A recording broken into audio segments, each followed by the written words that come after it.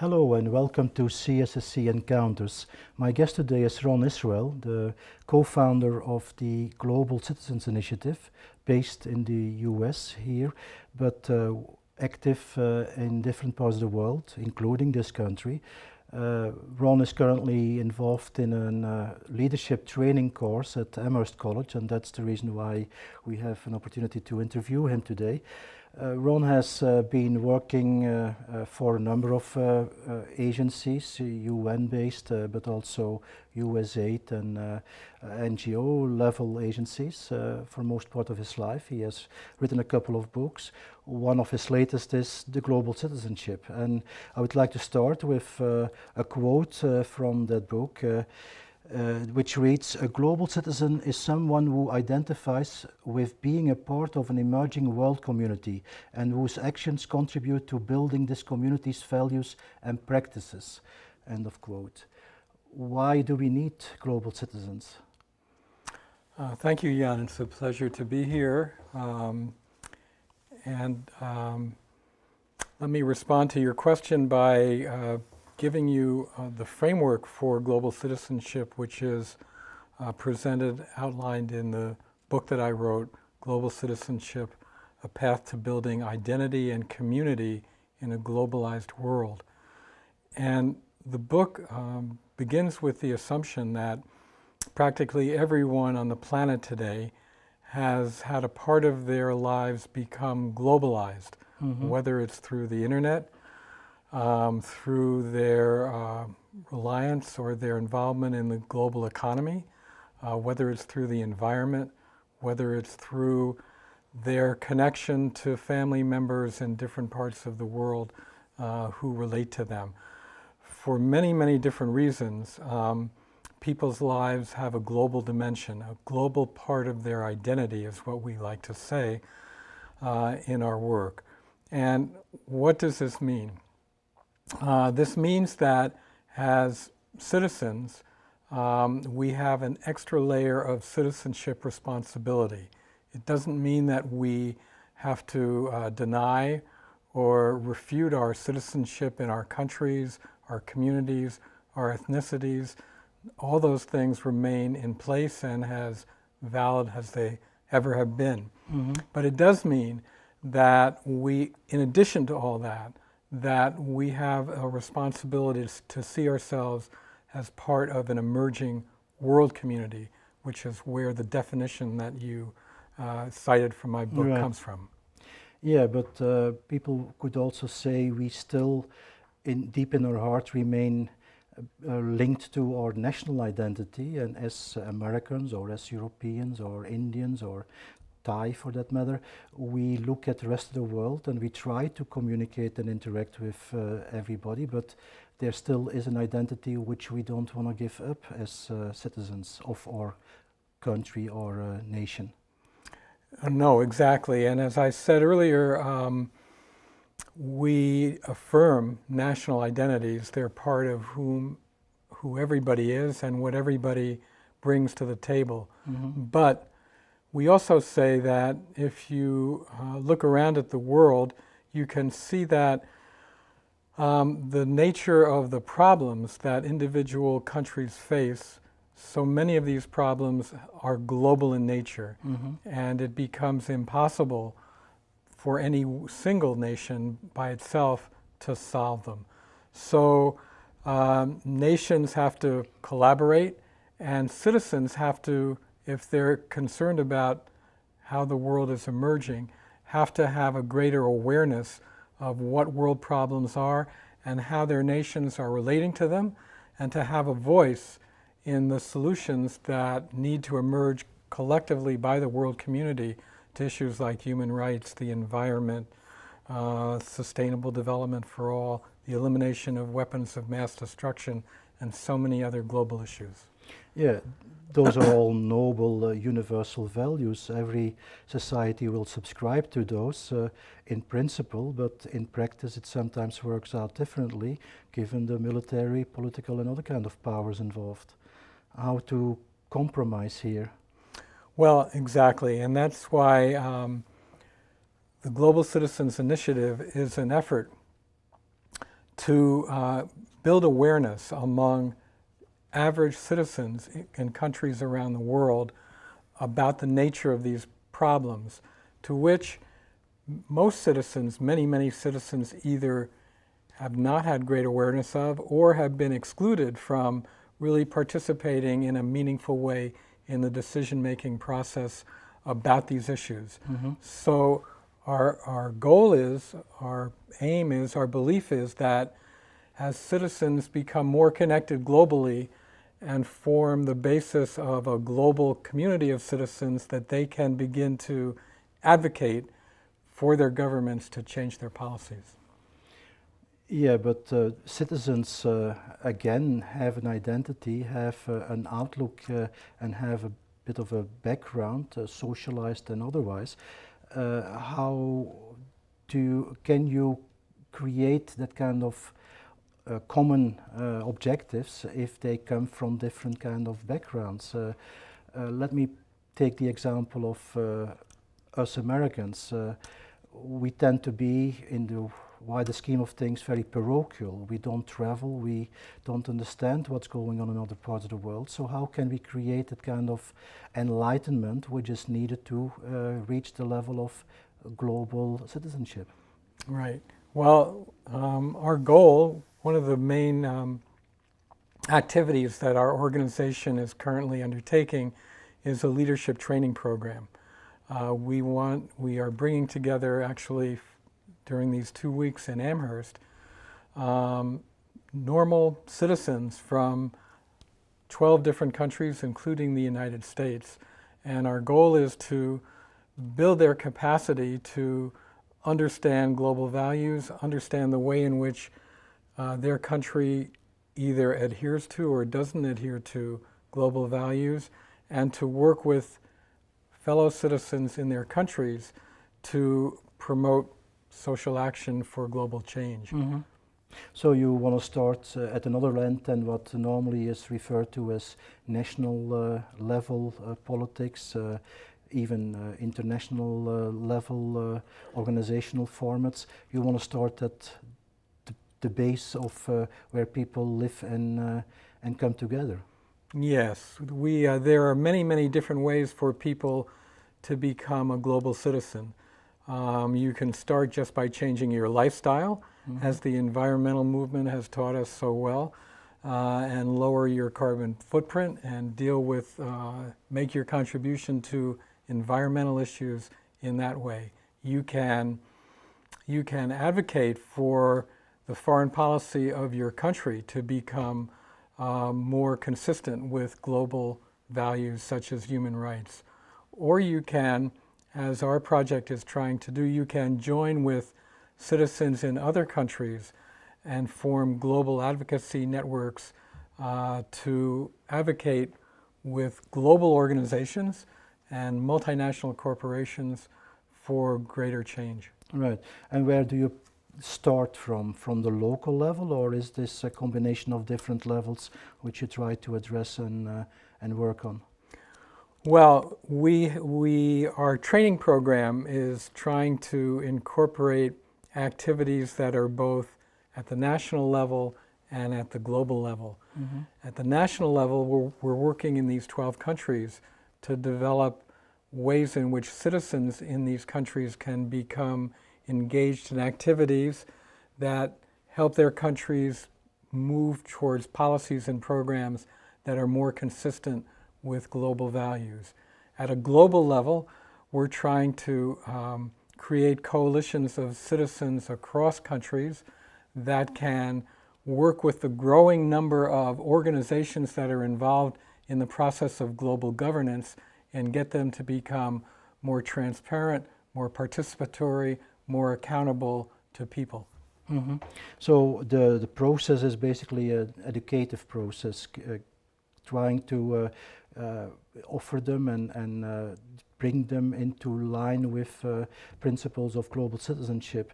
So what kind of capacity or competencies you would expect them to have to start such a trajectory, to such a path?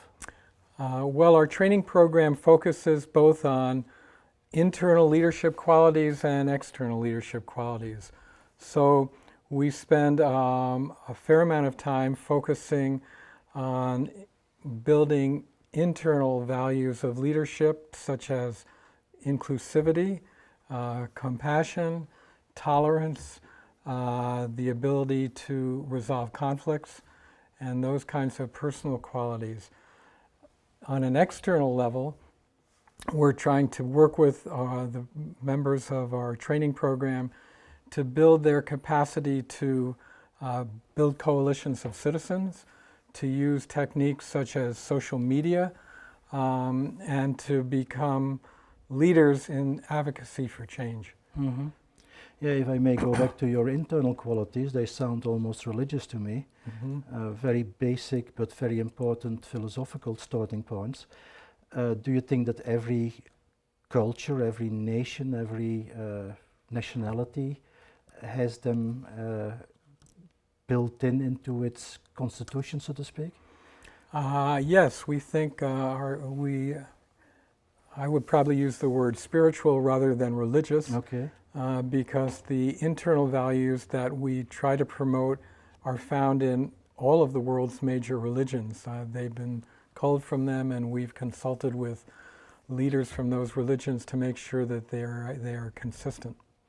Yeah, again, in principle, I tend to agree, but if we refer to what happened just a few days ago in Colorado, we realized that practice is sometimes very different, and I was watching Bill Moyer's comments on those issues, and he said, in a way, violence is the American alter ego. So that's all but spiritual and peaceful as a starting point. Yes, well, we're not holding America up to be necessarily better or worse than other countries, and certainly we do have a reputation for being violent. And we spent actually a day yesterday looking at this issue, and it's interesting because I think one of the things that's happening politically internally in the U.S. as a result of the budget crisis is that all of the agencies, including our Defense Department, are going to be forced to reduce the amount of their budgets.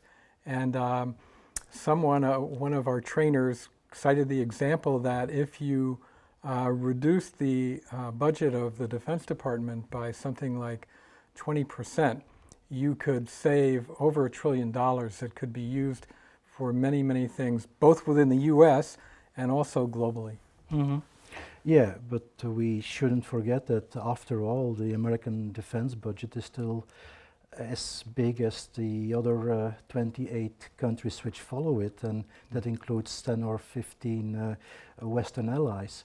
So it's a big budget, and it's a long way from adjusting itself to its friendly nations around, so to speak. So it's once again, I think, an issue of what's the ideal, what's the principle, and how to implement or how to make it happen in reality. And unfortunately, that's what we as human beings always have to work with and aim for. So if I may bring it back to global citizenship and what your initiative tries to contribute in this regard, what are the priorities? It's if you only limit it to education, I'm sure that you can enlighten and encourage people to act accordingly as human beings, as individuals, but how to build up the capacity to change a larger community or even the world? Yeah, well, I think our priorities are, first of all, awareness raising. We think that the most important issue in the current new century is the building of a sustainable world community. Mm-hmm. And we think that there are many ways in which nations can come together. Some of them can be productive and some of them can be counterproductive, but we do know that because of dwindling resources, increased population, increased pressure on the environment, there's going to be more and more need for greater cooperation or destruction, depending on how you see the future of the world. And our belief is that we need to raise awareness, first of all, among citizens around the world about the importance of this task of building sustainable world community and involving them in the process. Mhm. Then comes education, then comes action and advocacy. Okay. Yeah, and you're quite ambitious as an organization. I quote here the values which are underlying your initiative: basic human rights, religious pluralism, participatory governments, protection of the Earth's environment, sustainable worldwide economic growth, poverty alleviation, humanitarian assistance, elimination of weapons of mass destruction, cessation and prevention of conflicts between countries, preservation of cultural diversity. That's in a nutshell everything which we could identify as noble objectives, I would say. But where to start? What are the starting points in all of this? Well, first let me point out that these values are not new, that these values are values that have been espoused by world leaders for the past 75 or 100 years. The problem is that they haven't been implemented and that countries haven't taken them seriously, even though there are many, many international agreements. Mm-hmm. And it's the place that we're coming from is that part of the problem has been a lack of awareness and identification with being a global citizen. And that kind of identification, it's our job to raise the awareness of more and more people to see themselves in that role. And that in doing so, we hope to create pressure from the bottom up on world leaders to take the implementation of world values more seriously than they have been doing. Mm-hmm. So the ultimate aim is to change the political system, or? The ultimate aim is to build world community, and we are staying away from saying, you know, what political form that takes. We're leaving that open to the leaders of countries, to the leaders of NGOs, to the leaders of business, to the leaders of citizens to define. It could take many, many different forms, but we want to press for. We want to build momentum towards people identifying and seeing themselves as part of a community and providing them with the mechanisms to come together to discuss and take action and to decide what format, what structure that community takes. So I take it that you can ally with like-minded organizations and movements. I could refer to Greenpeace, Amnesty International, a couple of those which come to mind. Is that feasible? Is that an objective kind of trajectory? Yes, it's totally feasible, but we put forward the idea that global citizenship is an inclusive movement, that it incorporates people with perhaps many, many different perspectives on how the world should evolve and come together as a community. And there are several myths about global citizenship that, again, my book tries to point out and dispel. One of them is that we're not a political ideology. We welcome people with different political perspectives who want to achieve a peaceful world. And our role is to help bring them together and to help focus the discussion and to help build consensus. Mm-hmm. Okay, you also mentioned that one of the objectives is advocacy, and you made the explicit reference to social media. In what way do you think they can be of use to that kind of objective? Well, one of our primary target audiences is young people, and we think that young people, many, many young people from all over the world that I personally have spoken to, readily identify and see themselves as global citizens. Mm-hmm. And so we hope to harness the power of social media, which young people really know how to utilize, to create networks of youth across countries to support global citizen objectives.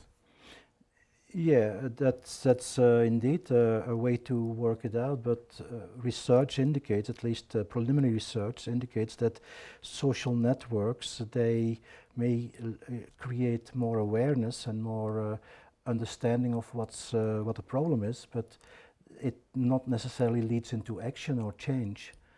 So there is more needed than just social media. Absolutely. I know that you're coming from a development communications background, so I've done a little bit of work in that field, and I know that the best way to promote change using communication is to use multiple channels of communication to reinforce behavior. And you're right, social media is just one channel, and if you really want to change people's behavior and put them on a global citizenship trajectory, you need to reinforce social media with other kinds of media, other kinds of channels of communication. Right, and I have learned that that's also part of the training you're organizing here, that you will have people explaining this to the participants in the seminar, right? That's correct, yeah. I'm looking forward to that kind of discussion. I thank you for your explanation of the concept of global citizenship, and I wish you all the best with your initiative. Yeah, thank you. I would like to invite all of your viewers who are interested in our work to join our organization. Membership is free.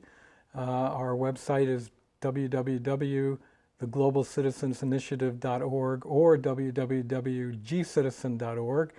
If you log on, there's a short 1-minute free registration form, and that will, once you complete that, then you will be able to participate in a lot of the activities that we sponsor, including webinars, training events.